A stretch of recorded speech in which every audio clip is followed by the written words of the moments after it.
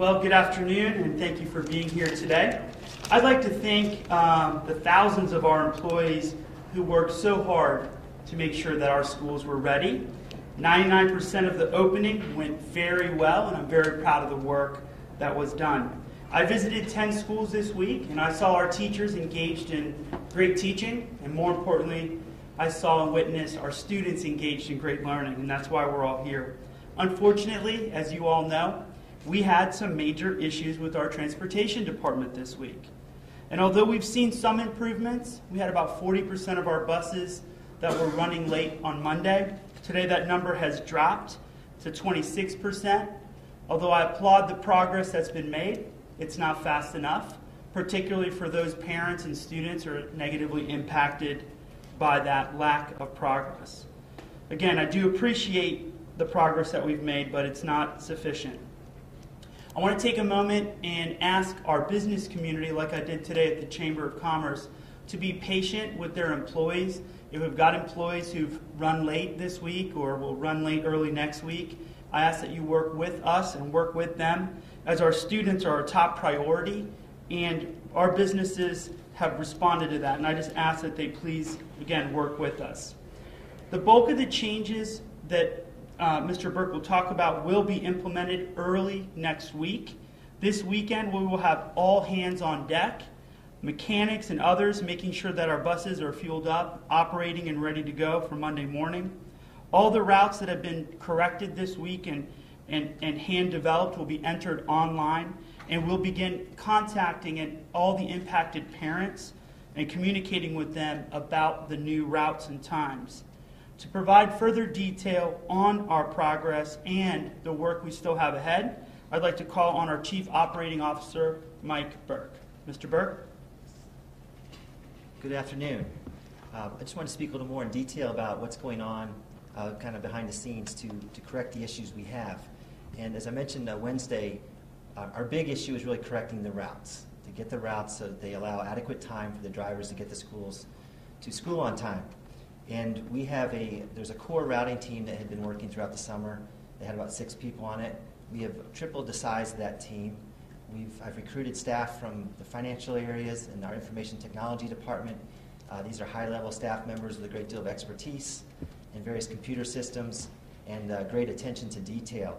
And that staff has been working for the past, this is their 3rd day, and they'll be working throughout the weekend as well to process all of the routing changes. And they are making tremendous progress. That plan is working very well, and we are essentially going to correct the routes, have those complete by this weekend, and then our next big challenge is communicating the route changes to our parents, our students, our bus drivers, and the schools. So we have a communication plan. Given the volume of these changes and making sure that we allow enough time for the word to get out, the bus stops times are changing. That's going to carry on. It's going to be staged into early next week, as Dr. Avossa mentioned. So that communication will be coming through to schools. We're going to use school-based telephone calls to the parents, and then we're going to communicate directly with the students and hand them adjusted paper routes, when school begins early next week, that they can take home so that they have adequate notice of the pending changes. We're confident that these kind of systemic changes will result in more dramatic improvement to our on-time buses.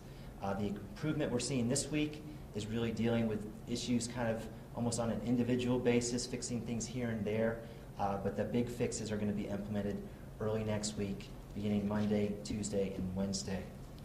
I also want to mention that we'll have 10 to 12 new drivers joining our force next week, and the recruitment effort and training will continue. I'm also working with our Human Resource Department. We've identified some staff within our workforce and other disciplines outside of transportation that hold a CDL license, but they may not have the full training or the passenger endorsement for a school bus. But we're looking to maybe train on a volunteer basis. We're going to see if we can enlist some of those employees to help us out, get them trained up, and use them to help augment the bus driver workforce. The last thing I want to mention is another piece that will be open this weekend is our call center. It'll be open tomorrow, Saturday, from 8:30 to 1:30, and the phone number is 242-6565. And that concludes my prepared remarks. Thank you. guys, we'll open it up now for questions. I'll bring Dr. Avossa back up. Remember, since this is being recorded, I'll need to bring the mic to each of you, so if you could just raise your hand. What's the number of routes that are changing, or the percent of routes and stops that are going to be changed? Yes, we have 649 routes, and the vast majority will be changing to some extent. And the reason for that is, if you caught my remarks Wednesday, most of our routes serve all three levels of our schools: high school, then on to elementary, then to middle. And we are changing, with the exceptions of a few choice schools like Dreyfus, which may have its own changes, but we are essentially changing our pickup times for high schools. And when you change to high schools, that in turn that basically impacts all of the schools down the line. So I do not have an exact count for you today, but I can tell you that a great number, the majority of routes are going to have some adjustments. And those adjustments may range, from one extent, some may be more significant than others. And how are you basing these changes? Is it based on the new routing system where a computer kind of decided how the routes were going to be, and now the drivers are putting their input in and saying this can't work? Yeah, excellent question. That was something I probably should have addressed. The changes, we had the initial routes were generated by the routing system. Those are basically the routes we've been running this week, that the problems became evident. We have since then worked with our drivers through their 6 area compounds. So the drivers report back to their supervisors. We've captured their input, and those are basically the changes we're making now through the drivers and then through the benefit of their supervisors and their expertise. And we're asking that each compound has signed off and said, yes, these are the changes that need to be made. We handed those over to our team, the expanded team in the routing room, and they are processing those at a very good speed. It's moving quick. The school district spent $217,000 to buy this new routing system. Correct. Now we're hearing that these routes are going to be revised. Was this system a failure? And how many days was this system tested before you rolled these buses out to pick up these children? As I've mentioned before, the implementation was rushed. I would say, the implementation was poor. I would not criticize the system itself. I think, the system is widely used across the country. It is newer technology. It is going to allow us to have the type of online tracking and incorporate the GPS information that is, not uncommon across other large school districts. So I don't really blame the system. I blame more the management of the project and our implementation and not affording enough time for testing and training. But how many days was it tested before you let these buses out on the road? Well, we had one mock run, which is what we've done every year.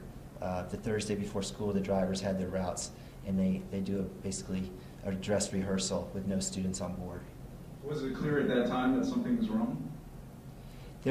That's when the need to make changes to the routes began to surface. The drivers had to run their routes, and yes, as I look back at this, and I have more information now than I did at the time, but yes, that's when things became evident, and then certainly into Monday as they ran into the traffic patterns, and doing a real run with students on board.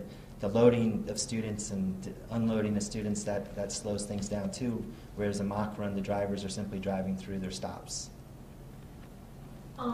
It seems like every year we have issues with the buses, but that's like common, learning the route, getting used to. What do you or we have to do to make sure that it's going to be a smooth ride? Can you ever not have any problems? There's always, in transportation with a large school district, you're always going to have some bumps in the road the first week, maybe the first 2 weeks of school. Part of that's just getting even the students familiar with their bus stop, their route. The elementary schools, sometimes the students, the first few days take longer to get off the bus, and then everybody gets into a routine. So you're always going to have some level of the need to adjust routes, to students to get enrolled and added to routes. The issue we have this year is really driven by, the problems we're having now are really, I think, a result of the implementation of a new routing system and not adequately preparing for that. And the other thing we need to really work on is to transform our department into a place where people want to work, where we have plenty of drivers and bus attendants and mechanics that are, want to be a part of the team, and we have a good culture, and we make this a nice work environment for them, because we have struggled in recent years with just retaining enough drivers and employees to run Let me add one effectively. thing to that. Yes, sir. So just having left the superintendency in Fulton County Schools, I'll add that I would argue that Fulton County's Transportation Division in many ways would be considered world class for a large urban suburban school district. And even with the fact that we had an abundance of drivers, mechanics, the culture was right, etc., it still takes up to 5 to 10 days to iron out the wrinkles. But I think we've been clear that this isn't about ironing out wrinkles. This is significantly more complex. This was a rollout that failed, and so this is different. Now, I told the board earlier this week that, I don't want to have this conversation next year this time. The conversation needs to be about teaching and learning, and I'm going to be putting pressure on the division to work hard to make sure that we've got the drivers that we need, and we don't find out a few days before school starts that 50 people didn't show up. We need to know about that earlier. Are there creative ways for us to put incentives in place for people to come back, make it a kind of environment where they're not looking for jobs over the summer, in fact, wanting to come back and work with us and for us? Two more guys. And I think, Mike, you mentioned that there was no pilots done earlier this week, and also that now there was one test done. Did the school district ever think about doing pilots before? I know it was mentioned, and you were in one of these meetings where it was mentioned months ago that, hey, we need to do some pilot testing of this. Why wasn't there ever any pilot testing done?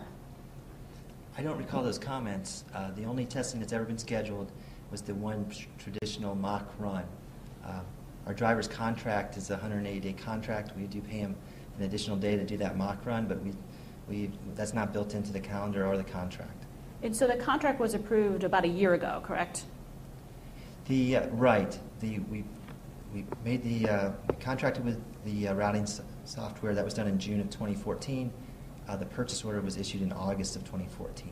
So what's been happening? Walk us through the timeline of what's been happening since August 2014 when it was approved. What sort of steps have been going on within the district to make sure we have the software and ready for it? The software project was initially it was going to be an 18-month implementation, and it would take place the following school year, which would be next school year. That was moved up to basically a 6-month project implementation in order to use it for this school year we just began. And why was that? Why did that happen? Why did you decide to move it up? Well, part of that was we were anxious to move to a place where we could have online tracking for our parents, so that we could, and we have GPSs on our buses that were in place, and we wanted to be able to kind of harness the data that comes through those GPS devices and integrate that with the routing system. We did not have that before, so we were trying to catch up with technology. We were anxious to kind of see the benefits of that. And now in hindsight, the project was rushed, and it suffered as a result. Thank you, Mr. Burke. I'd like to thank all of our parents for the patience that they've exercised. We have sent out a letter accepting responsibility for this failed rollout. These are not uncommon issues. However, some basic project management discipline would have gone a long way in a rollout like this. So our focus right now is to continue to deliver kids on time and safely and improve the stops. I hope that by Wednesday next week I'll be able to provide better information about the improvements that we see. And I thank you all for being here. Thank you.